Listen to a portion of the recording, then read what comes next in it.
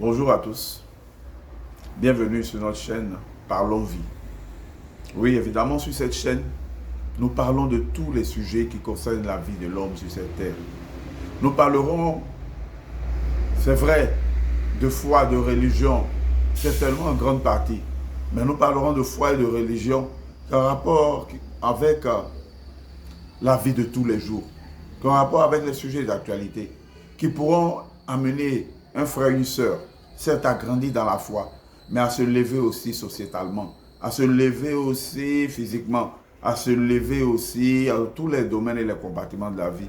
Et nous parlerons aussi des choses qui touchent notre société ivoirienne et internationale. C'est pourquoi nous t'invitons à nous rejoindre sur cette chaîne, à t'abonner, à liker et à partager. Nous voulons aujourd'hui aborder le thème du carême. Nous sommes dans le temps du carême chrétien. Et le carême, c'est 40 jours. 40 jours d'abstinence, 40 jours de privation, 40 jours de jeûne. 40 jours où tu travailles à améliorer ta relation avec Dieu en prenant certaines résolutions dont l'Église parle souvent et que tu connais. Ne plus mentir, ne plus voler, ne plus baigner dans la corruption, ne plus pratiquer, commettre la fornication ou l'adultère, ne plus se mettre en colère, ne plus critiquer, ne plus médire et plein d'autres résolutions de ce genre. Et j'espère que toi, en ce début de carême, tu as su prendre la bonne résolution qui te permettra toi aussi de pouvoir faire un pas de plus dans ta marche avec Dieu, dans ta marche en cette société. Et le carême dont nous voulons te parler, c'est le carême qui s'engage à donner un autre sens à ta vie, à donner un autre tournant à ta vie, à te donner de pouvoir toi aussi te lever. Prendre des engagements qui vont te permettre de t'élever. Certes, t'élever dans la foi, comme on l'a dit, mais t'élever en cette société. C'est-à-dire, si tu es chômeur aujourd'hui, prends l'engagement de travailler en ces 40 jours, comme tu ne l'as jamais fait pour sortir du chômage. Oui, parce que quand tu travailles à améliorer ton intimité avec le Seigneur, lui aussi il se fait vie en toi, lui aussi il se fait gloire en toi, lui aussi il prend fait et cause pour ta situation de vie. Le Seigneur ne travaille pas seulement à te faire grandir dans la foi, il travaille aussi à te faire devenir homme responsable, afin que lui aussi, quand il te voit marcher, il est fier de toi dans tous les domaines de ta vie. Donc si tu es chômeur, travaille pour qu'au sortir de ces 40 jours, tu puisses trouver un emploi, une activité, un commerce, mais que tes projets aussi, tu puisses les réaliser et les accomplir. Oui, certainement, tu as des projets. Tu as besoin de financement. Tu as besoin même d'améliorer tes idées de projet. Mais c'est le moment de pouvoir véritablement travailler à cela. Assieds-toi. Commence à écrire ça. Commence à planifier cela. Commence à avoir ce qu'on appelle l'étude de marché, le business plan.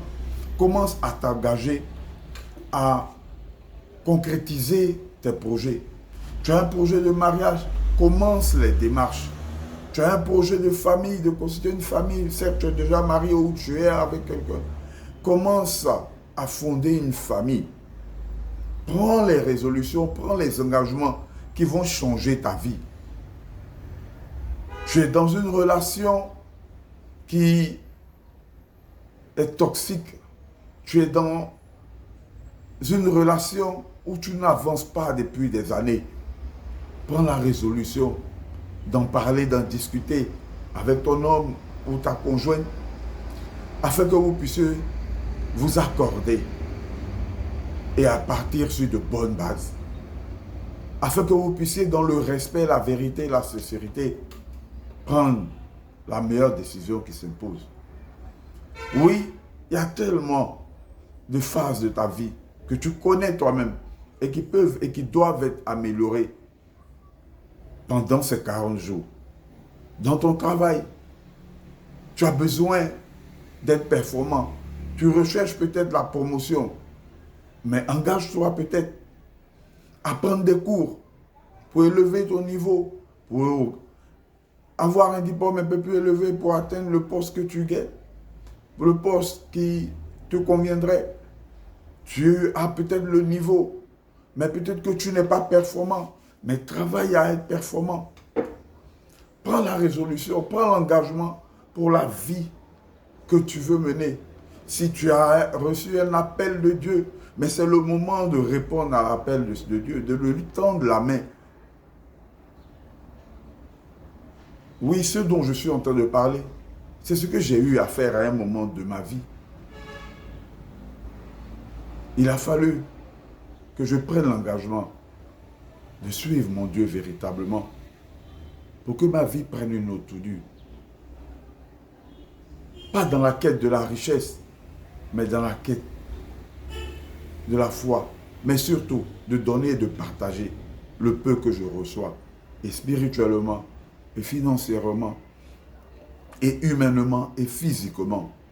Oui, se donner à 100% pour ce qu'on aura décidé de faire. Tu peux le faire. Tu peux toi aussi le faire.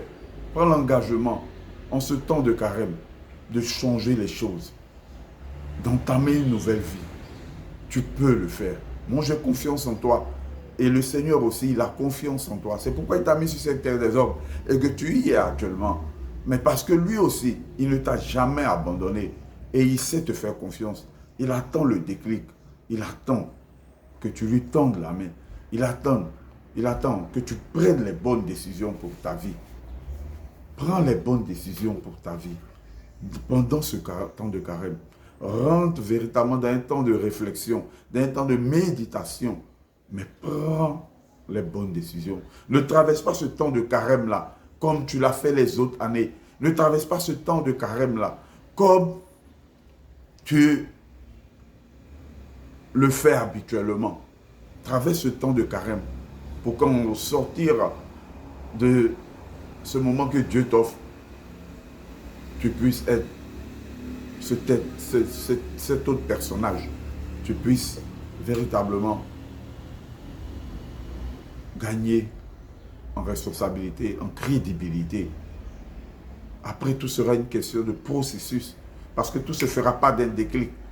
Mais le déclic vient simplement de ta décision. Et le déclic vient du Seigneur qui valide ta décision.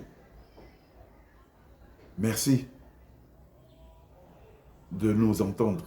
Merci de nous comprendre. Merci de nous suivre. Et que Dieu vous bénisse.